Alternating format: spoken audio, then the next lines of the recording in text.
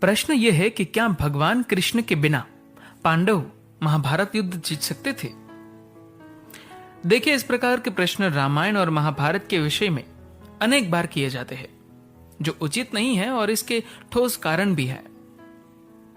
रामायण, महाभारत या अन्य पौराणिक कथाएं त्रिदेवों की लीला मात्र होती है।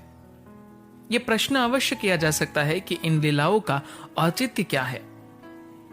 इसका उत्तर यह है कि प्रत्येक लीला के पीछे ईश्वर द्वारा लोक कल्याण छिपा होता है। इन लीलाओं में ईश्वर को भी सुख दुख की अनुभूति करनी पड़ती है।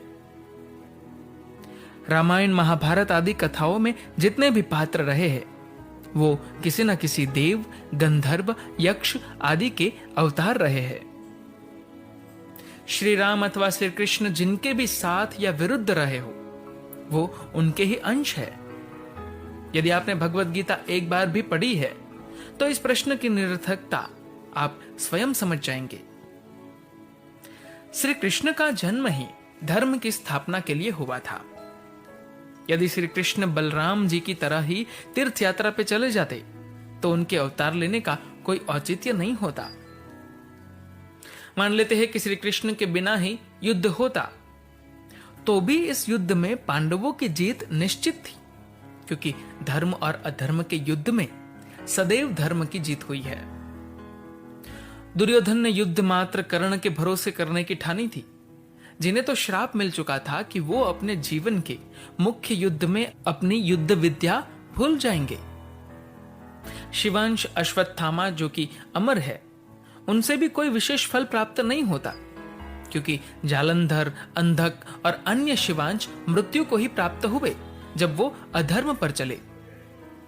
पितामह भीष्म ने पहले ही पांडवों का वध नहीं करने का प्रण ले लिया था, और ऐसा ही गुरु द्रोणाचार्य और कृपाचार्य भी करते। दुर्योधन को किसी से भी विजय श्री का आशीर्वाद नहीं मिला था, जबकि पांडवों को सभी से विजय श्री का आशीर्वाद मिला था। श्री कृष्ण के कहने पर अर्जुन पहले ही मां दुर्गा का आशीर्वाद ले चुके थे। सो किसी भी परिस्थिति में यही होता कि युद्ध लंबा चलता, लेकिन अंततः जीत पांडवों की ही होती।